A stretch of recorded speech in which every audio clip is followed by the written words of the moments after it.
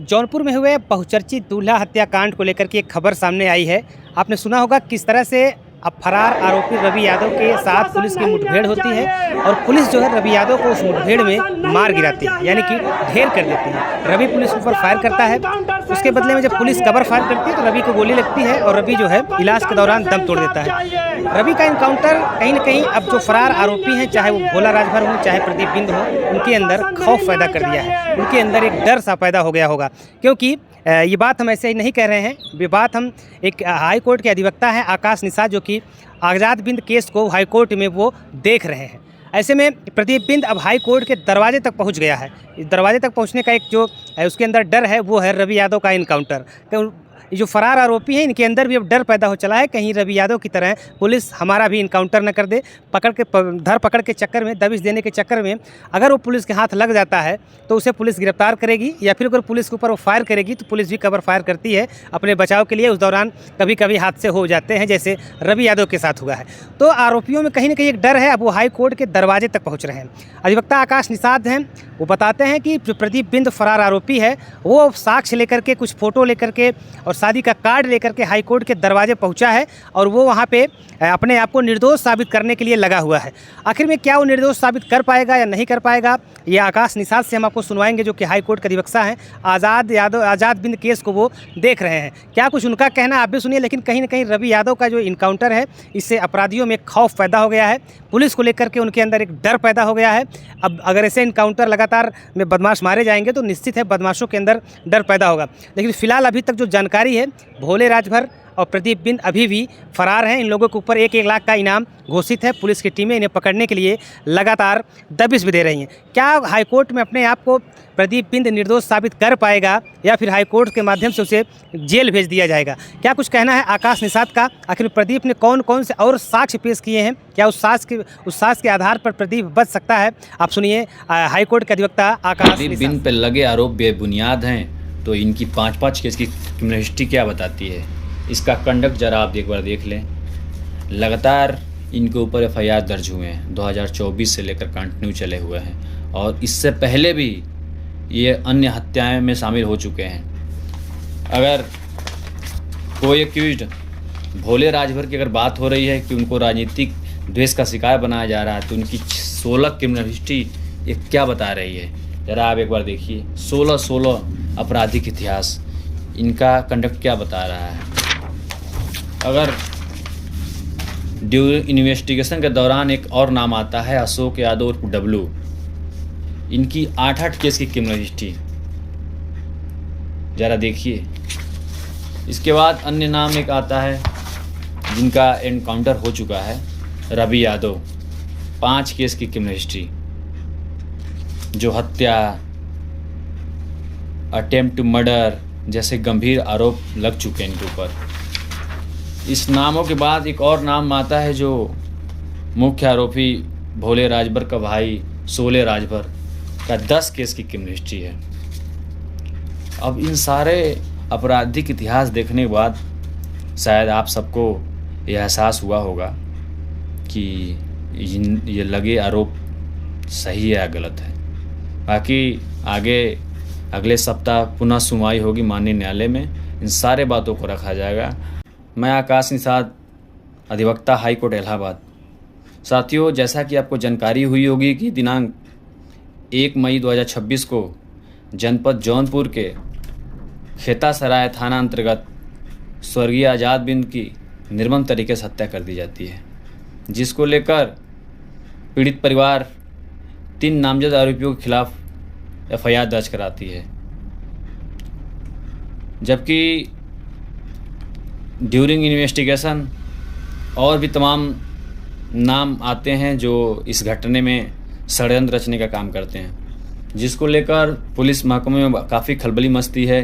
देश प्रदेश के बड़े बड़े चैनलों पर यह बात बहुत तेज़ी से वायरल होती है, चलती है, क्योंकि मामला ही कुछ ऐसा था। जिस घटने को आज दूल्हा कांड के नाम से जाना जाता है, वो घटना उस दिन होती है जिस दिन स्वर्गीय आज़ाद बिंद अपने शादी का सेहरा बांधकर अपने ससुराल के ले जाते हैं, जिसकी पीड़ा हर समाज को, हर वर्ग को रहता है कि शायद वो घटना बहुत दुखद रहा, जिसको लेकर आपको जानकारी हुआ भी होगा कि काफ़ी लोग इसमें हाफ एनकाउंटर भी हुए, कुछ लोग का फुल एनकाउंटर भी हो गया। इसी बीच एफआईआर में नामजद आरोपी प्रदीप बिंद इलाहाबाद हाई कोर्ट की तरफ रुख करते हैं और इसमें इस बात का चुनौती देते हैं कि जो हमारे ऊपर आरोप लगाए हैं जो बिल्कुल निराधार है, जिसको लेकर पीड़ित परिवार की तरफ से मुझे न्यायिक जिम्मेदारी दी गई थी कि इनके खिलाफ मुझे मुकदमा लड़ना है। साथियों, मैं बताना चाहता हूं कि जो मूलभूत लीगल जो पॉइंट हैं आरोपी प्रदीप बिंद की तरफ से वो इस प्रकार के थे। उनका कहना यह है कि घटना जौनपुर में हुई है, जबकि हम रहने वाले हैं जनपद आजमगढ़ के हैं, जहां से घटनास्थल की इनके घर की दूरी 35 किलोमीटर पर बताई जा रही है।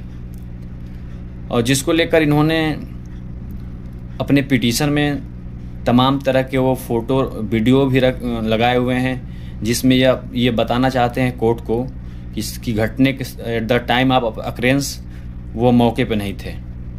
दूसरा इनका लीगल पॉइंट ये है कि जो वाई विटनेस हैं, जिस कार में स्वर्गीय आज़ाद बिंद की हत्या हो जाती है, उस कार में अन्य 3 लोग और भी रहते हैं, जिसमें जसमतीत गवाह उनके भाई आकाश और टोनी चौधरी भी रहते हैं। तो उनका कहने का मतलब यह है कि जब गोली चली तो फिर सिर्फ और सिर्फ आज़ाद बिंद को क्यों लगी, अन्य किसी को चोट क्यों नहीं आई। तीसरा उनका लीगल पॉइंट यह है कि आज़ाद बिंद और जिससे शादी हो रही थी सोनी बिंद, इन दोनों के बीच अगर 2 वर्ष से संबंध थे तो हमारा विरोध 6 महीना पहले क्यों हुआ। और चौथा इनका पॉइंट था कि चूंकि हम एफआईआर में नामजद आरोपी जो तीसरे आरोपी हैं भोले राजभर, उनके हम दोस्त हैं। और भोले राजभर का जो बड़ा भाई सोले राजभर है, उन्होंने 1 साल पहले आज़ाद बिंद को बहुत बुरी तरह से मारा पीटा था। इस वजह से हमारा नाम एफआईआर में लाया गया है, जबकि हम सिर्फ भोले राजभर का दोस्त हैं और मेरा कोई ताल्लुकात नहीं है। चौथी बात, उन्होंने एक एप्लीकेशन मूव किया है उस पिटीशन में कि हम जो है कि फेयर इन्वेस्टिगेशन चाहते हैं और किसी अलग एजेंसियों से कोई सीआईडी हमारी जांच कराया जाए, ताकि क्या सत्य है क्या गलत है ये साबित हो जाए। और लास्ट जो है इनका लीगल पॉइंट है कि घटने के दिन उन्होंने एक शादी का कार्ड लगाया है, जो शायद जो आजमगढ़ किसी अन्य व्यक्ति के घर का शादी कार्यक्रम था, उसमें उन्होंने शादी कार्ड भी लगाया है, जिससे ये कोर्ट को बता सके कि हम ये जो है कि उस दिन हम किसी और कार्यक्रम को अटेंड कर रहे थे। अब साथियों, इन सारे सवालों के बाद एक सबसे बड़ा सवाल ये खड़ा होता है कि आपका नाम आखिर में आया क्यों। सबसे बड़ी बात, अगर वास्तव में प्रदीप बिंद पे लगे आरोप बेबुनियाद हैं तो इनकी 5-5 केस की क्रिमिनल हिस्ट्री क्या बताती है, इसका कंडक्ट जरा आप एक बार देख लें। लगातार इनके ऊपर एफआईआर दर्ज हुए हैं, 2024 से लेकर कंटिन्यू चले हुए हैं, और इससे पहले भी ये अन्य हत्याएं में शामिल हो चुके हैं। अगर कोई एक्यूज्ड भोले राजभर की अगर बात हो रही है कि उनको राजनीतिक द्वेष का शिकार बनाया जा रहा है, तो उनकी 16 क्रिमिनल हिस्ट्री ये क्या बता रही है, जरा आप एक बार देखिए। 16 आपराधिक इतिहास, इनका कंडक्ट क्या बता रहा है। अगर ड्यूरिंग इन्वेस्टिगेशन के दौरान एक और नाम आता है अशोक यादव उर्फ डब्लू, इनकी 8 केस की क्रिमिनल हिस्ट्री जरा देखिए। इसके बाद अन्य नाम एक आता है जिनका एनकाउंटर हो चुका है, रवि यादव, 5 केस की क्रिमिनल हिस्ट्री, जो हत्या, अटेम्प्ट टू मर्डर जैसे गंभीर आरोप लग चुके हैं इनके ऊपर। इस नामों के बाद एक और नाम आता है जो मुख्य आरोपी भोले राजभर का भाई सोले राजभर का 10 केस की क्रिमिनल हिस्ट्री है। अब इन सारे आपराधिक इतिहास देखने के बाद शायद आप सबको ये एहसास हुआ होगा कि ये लगे आरोप सही है या गलत है। बाकी आगे अगले सप्ताह पुनः सुनवाई होगी माननीय न्यायालय में, इन सारे बातों को रखा जाएगा और हम आशा और उम्मीद करते हैं और विश्वास दिलाते हैं कि हम लोग स्वर्गीय आज़ाद बिंद के परिवार को न्याय दिलाएंगे और इसके लिए हम लोग संकल्पित हैं, सर्व समाज संकल्पित है कि इस तरह के आरोपियों के लिए कोई जगह नहीं है सिवाय जेल। धन्यवाद, प्रणाम।